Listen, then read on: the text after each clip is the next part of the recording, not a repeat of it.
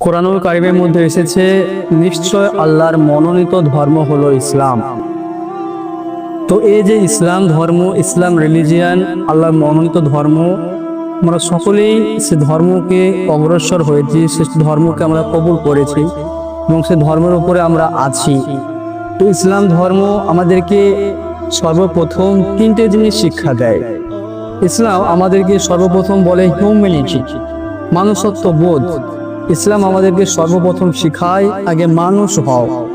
হুজুর সাল্লাল্লাহু আলাইহি ওয়াসাল্লাম তিনি জন্ম থেকে নিয়ে 40 বছর পর্যন্ত মানুষকে শুধু নিজে প্রেজেন্ট করেছেন যে দেখো আমি প্রকৃত মানুষ, আমার মধ্যে আদব চরিত্র কেমন।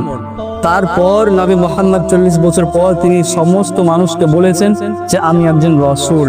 তো এখান থেকে আমাদেরকে শিক্ষা নিতে হবে, আমরা সর্বপ্রথম আগে মানুষ হব, হিউম্যানিটি, মানুষত্ব বোধ আমাদের মধ্যে রাখতে হবে।